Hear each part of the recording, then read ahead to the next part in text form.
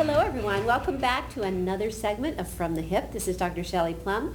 I was drinking my coffee this morning, searching the internet, and came across a phrase that seems to be a buzzword in the world of psychology. Can you guess what it is? Here, you know what? I'm going to pop it up on the screen for you. It's called Rapid Resolution Therapy. RRT is what they call it. You might be looking at RRT on the screen there and thinking, what is that?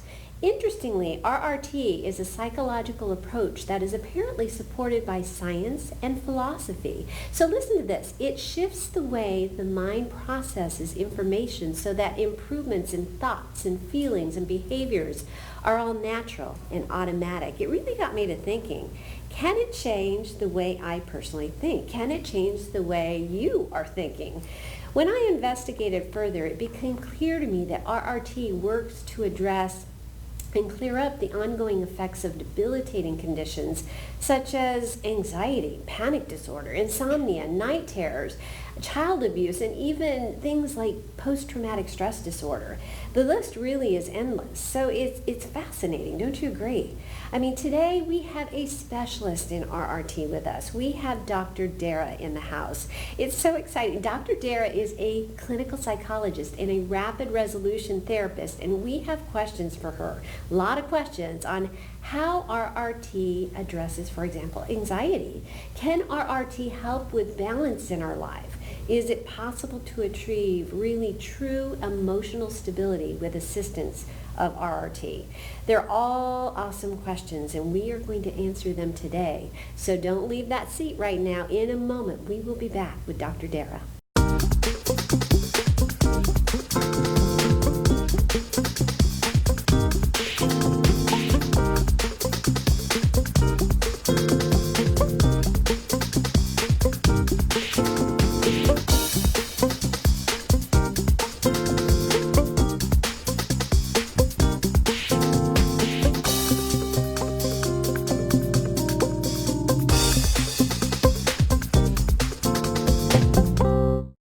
Well, hey everyone, we are back and we are here with Dr. Dara. How are you? Great, thank you. It is wonderful to be here. Thank you so much for having me on. You know what, we're just thrilled that you're here, and boy, I'll tell you, we were discussing in the introduction RRT. Can you, for the viewers that are out there, tell us what RRT is? Can you define it? What is it? Well, rapid resolution therapy. Yes. What rapid resolution therapy is effective and efficient, and where there's been negative emotion, it is an opportunity to put in positive emotion or indifference. So if there's been situations or things that you've experienced where you get a sense of emotion that might be upset or scared, we can shift that. Really? Yes, we can shift that so that when it comes to mind for you, you might think of it in a pleasant way, or you just may not give it any energy at all. That is fascinating. So what you're saying, let's just take fear of public speaking, okay? That's a big one for a lot of people, especially Yes. with the field that we're in. Yes. So taking that negative mindset and you basically are converting it to something positive, which makes it far less scary. Exactly. Well, think about it this way. I got to work with somebody who had a fear of public speaking not too long ago. Sure. And it was fun for me because he was a past athlete. He was a runner. Yes. And so here's somebody who has been in the limelight and is very used to being followed. In fact, it was comical because he comes to me and he tells me, I have this fear of public speaking. And I look at him and I say, half the pictures I see of you, you don't even have your clothes on. So why would there be that fear? Right. And come to find out, I offered him a way of thinking about it, that it wasn't that he was scared or had a fear of public speaking. Right. He had a fear of public unspeaking. Oh, that's Right? interesting. Because he had a Right. concern that he would get up there and nothing would come out of his mouth. Yes. But every time he thought of public speaking, what came to mind to him was that he couldn't speak, and that was not what was going on for him. Right. So what we did is we looked at it through a different lens, if you would. I offered him a way of thinking about it in the sense that he was a pharmaceutical rep. So the first part of his position was to get people to want to come and sit with him at a dinner so he could tell them about what he does. And he was selling a product, and it was for men. It had nothing to do with Viagra. But what I know what happened is every time I mentioned his product, he got a smile on his face, because what shifted for him is he was thinking of Viagra. Oh, that's fun. funny. Right? So Yes. what was something that was so serious and intense Right. became very effortless and even silly in a sense. I think that's great. So at first he was interested in getting people and to come to have dinner with him. Right. So we created the idea that he would call as many people as he possibly knew and were least likely to want to come to his dinner.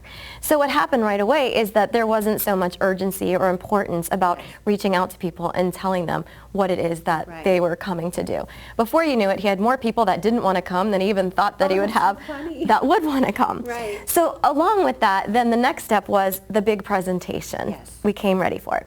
So as we're getting into it and we're getting ready for it, we're thinking about there's going to be people watching him. Once again, he would have his clothes on. So what I suggested after some work that we did is I wanted him to get up there and I just wanted him to say one sentence to them. And all I wanted him to do was to tell them exactly what was on the PowerPoint presentation. Okay, yes. So this was a phase and we worked up towards that. And so he got out there and this was after one session, just Right. a couple hours that we met. And he got up there and the sentence that I insisted that he say is, you know, I have to tell you, I haven't a lot of experience as an athlete and being in the public eye, but I had this fear of public speaking. Come to find out it was a fear of public unspeaking. And everybody laughed. So Right. right in there, his biggest fear was that he would get up there and people would laugh at him. Right, right. So in that moment, his biggest fear happened and everybody laughed. And it wasn't that bad, It was it? amazing because Yeah. they engaged him and it humanized him and he connected with them. Right, right. So then his next task was to only follow the PowerPoint presentation. He didn't even turn it on.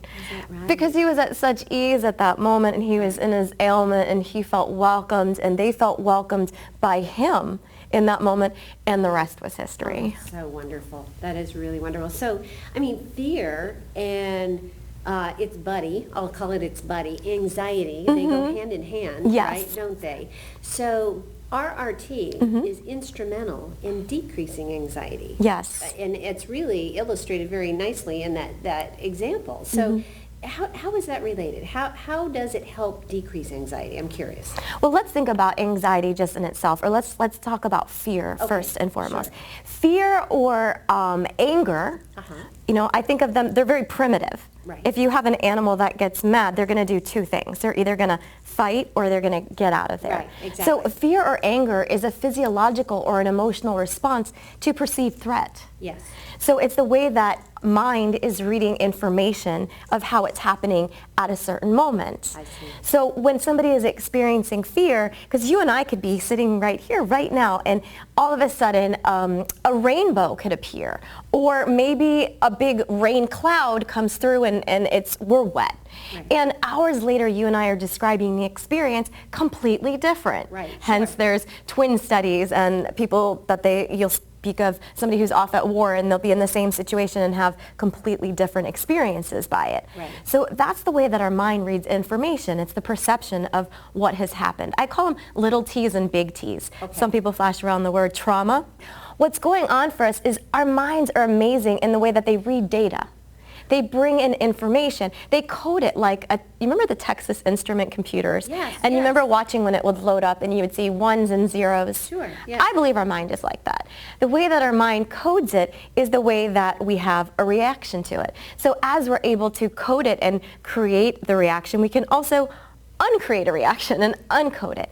So when fear or anger is happening, the physiological response, you might get your heart rate might increase, your palms might get sweaty. Even when I came here today, I noticed there was an increase in my heart rate, maybe a little sweatiness or some tightness in my stomach. yeah. And when that's going on, the way that my mind reads it now, growing up as a tennis player, it didn't always read it so friendly. Yes. It used to think that it meant, oh my gosh, it literally would think it was having a near-death experience because the physiological symptoms where it happened would be something that your mind would read like, oh, now when that happens to me, I know that it's showtime. I know that it's my body strengthening and getting ready to perform. I love that, and this is why, is when let's just take the example of being on camera, like we're talking about now, is what you're talking about is when you feel those butterflies in your stomach, if you are perceiving it as a real true threat to your safety, it's normal for you to paralyze. You will become, you won't be able to move. On the other hand, if you retrain your brain to code it differently, am I wrong? You are able to then transform it into energy, into something exciting, and then do something positive with that. Well, exactly. If I said to you, all right, Dr. Shelley, tomorrow we are going to Hawaii and all expense paid, you can bring whoever you want, and there is just nothing we can't do. My team is so excited. We're going to Hawaii. You're going to Hawaii? Oh, I can't wait. Okay, so each of you would have a different response. Yes. And you might even get a little sweaty. You might get, crazy things can happen. Some of you may not even sleep tonight. Yes. But I can guarantee that none of you are going to call me and say, I couldn't sleep last night. We can't go to Hawaii. Right. Right? You would be ready, and you would rely that your body would show up and do what it needs to do. And you might get talkative, you might get loud, all different things might happen in the process of the excitement. Right. Now, when something is going on as it's reading, it's anxious, or maybe something unpleasant is going on, the same physiological symptoms happen. Right. We think that our brains are so advanced and so able to handle these things, but really our brains don't know the difference. Our brains just know that a physiological response is happening, and it feels like there's something that needs to be done. So although we still could go to Hawaii tomorrow, our brain doesn't know if it's going to Hawaii or if it's preparing for its boards. I have a question. I have a question for you. Okay, so we talked about fear of being on camera. Yes. Versus that excitement of going to Hawaii. Is, and I don't know the answer to this, is that response the same physically in each situation?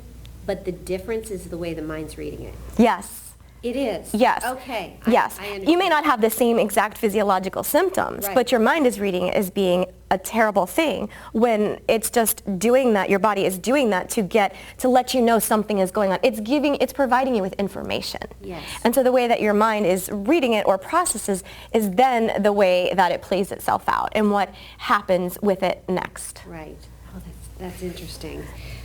One question I have for you is, our society is so, forgive me, but crazy. We're all go, go, go in the digital age. Everything's going on. Do you think our society is balanced? Do you think that most of us live an unbalanced life? Well, that's a great question, and I really think that that's about perspective.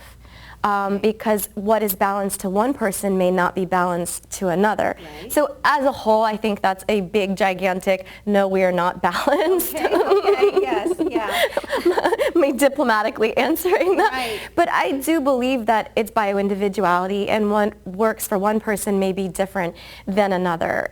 If somebody gets a cold, the way that they recuperate is going to be different. And, of recent, I had it might have been a little bit more than a sniffle. And the more that people would say, oh, you need to take it easy, I'm thinking, I don't know exactly the way that I see take it easy would be different the way that you do. And so I think that that's the part where often we get stuck too. And with rapid resolution therapy, it shifts the perspective because our mind negates when it hears no. So if I said to you, Dr. Shelley, whatever you do, I do not want you to think about being anxious. Yes. Your mind would not hear the part where I'm telling you to not, and your mind would then continue to increase in anxiety, and therefore your heart would palpitate even faster, and your palms would get sweatier. Right. So the tricky part is when we're talking about balance is inviting more of what we do want to have that would be positive. Oftentimes what throws people out of balance is they're focusing on what's not working. Ooh, that's very interesting. You are right. Yes. And whether it's in our lifestyles or even in traditional therapy, when people are sitting with a therapist, they're often asking questions not about what the person's saying, but about what the person is not saying. So in traditional therapy, they'd be going through things, even re-stimulating past emotions because feelings fade unless re-stimulated. Yes. But if I continue to ask things and say, well, when was the last time you were happy? Then your mind is just creating all these ideas around less happiness. Yes. So finding that balance is finding what it is that you do want. I call them PP parties. PP parties? Okay, yes. What does that mean? Well, we had a puppy this year, and I also have a 3-year-old. So it was a very exciting year with everybody going to the bathroom in the correct places. Sure. But I clearly know that if my son is going to the bathroom not where I want him to, and all I do is focus on what he's not doing, I am not going to get him to go in the bathroom. So when he does go in the bathroom, he's really going to get a kick out of this when he gets older, and here's how I talk about this. Right. But when he does go to the bathroom, I'm like, yay, pee-pee in the potty, and we get all excited about it. Right. And the same thing for my puppy. Right? My neighbors think I'm a little bit nutty because they hear this high screeching woman in the backyard going, yes, Denzel, yes. But it's not going to be of any value for me to shame him and just yell at him for going in the house. Right. So I want to get more of what I do want. Yes. So applying that into our own worlds is focusing on what we do want. So when I like the things that I'm doing, which our society is not so great with these days, we're so hard on ourselves, and we're always looking for what's next and what we're not doing. But if we're focusing on what we are doing, we're going to get there. Like I see this plant right here. Yes. Now, if I have 2 plants and one plant I can give a lot of water, Sure. would that be optimal? Or if I can just put a little bit in the other one, but the other one doesn't look like it has much of a future, Right. where am I going to put the water in? To the one that looks like it has potential. Right, exactly. So even if we're referring to gardening, you would still make a choice of giving it where it's going to be advantageous. I mean, we always hear the analogy, put the oxygen mask on yourself first so you're able to help others. Well, there's a big, strong truth with that. And that's where with RRT, you're also focusing on mind being advanced and integrated and thinking of things the way that you would like to have thought of them, and offering a way of thinking about it that sees it in a way that's optimal. Yes. I understand where you're coming from, and it almost seems to me that back to the concept of balance is really a mindset in some respects. Yes. In that, you're right. I mean, I think of my day yesterday. Let's just take my day yesterday. At the end of the day, I will be honest with you, I did not feel balanced. With everything going on in my life, I didn't feel balanced. But talking to you now, you know what I'm realizing? That had I sat and thought about all of the things in the day and those things that went right, and even those things that went wrong, was there a positive in it? What did I get out of that? Well, then really your concept, if you have all those positive aspects going through your brain, you feel balanced. Right. Is that where you're going with that? Yeah, and I'll even take it a step farther in the sense that we are the only life form that gives meaning to things the way that we do. You don't see birds flying into trees very often. No. Because they don't have preoccupation. No, they don't. They're not thinking about what they should have done earlier, and they're not thinking about what they need to do later. Yes. They're just thinking about getting from point A to point B. You can learn a lot from birds. Right? Yes. But we're the only life form that creates this idea that it's good or bad, or it has this meaning with it. Yes. The way that I'm thinking of it is that, so you had this day yesterday, and yeah, it would be optimal to do things that would be good to have done and to accentuate and focus on what did work so you can bring it into the new day. But at the end of the day, it was just a day. Yes. It was just a day. There's no way that you woke up in the morning and said, let me see how much I cannot get done today. Right. You woke up and you were very clear with your intentions and you put your best foot forward. Sure. And with that, you got done whatever needed to be done, and you couldn't have done it any different than you did it, because it's that preoccupation of thinking that we could have done it different, or we should have done it different, that gets in the way of us moving ahead and creating that balance for ourselves. I love that. Love that. Well, we're going to take this opportunity for a message from our sponsor, and we will be right back.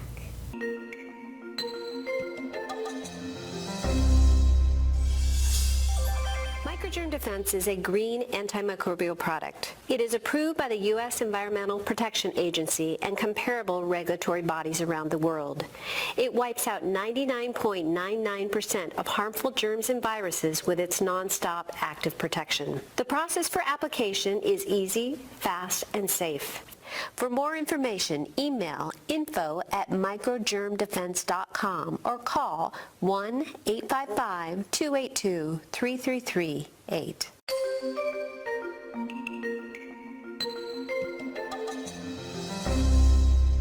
So we are back, and I'll tell you what, this show has been an eye-opener for me, I have to tell you. So for people out there that are watching this, and all this information on being balanced, living a balanced life, decreasing anxiety, all of that, is there any words of advice that you would leave them with?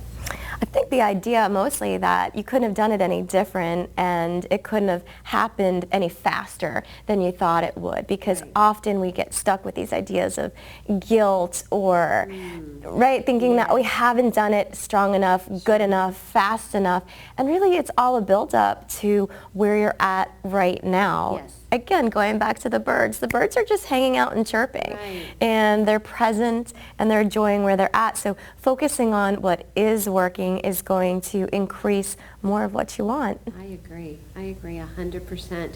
And it all really focuses, it narrows right down to what you're talking about, is living in the present moment. Not living so much in the past, not looking so much to the future. I mean, that in itself leads to an unbalanced life, doesn't it? For sure. And even when you do find yourself, it is what it is. I think of our mind as a television show or a movie. If you're watching your favorite movie and you're watching it with commercials, within 65 seconds, there's 3 different commercials that have come on, and they've completely sidetracked you and brought you on an emotional roller coaster, and you've thought of 5 childhood memories. But the second your favorite movie comes back, you are right in and you are focused. I think of our mind like that you have thoughts that enter it, and they're just thoughts. It doesn't mean that you have to do anything with them or to them. It doesn't even mean that it's the truth. So you just acknowledge what the thought is and move right ahead to where it is that you want to be going.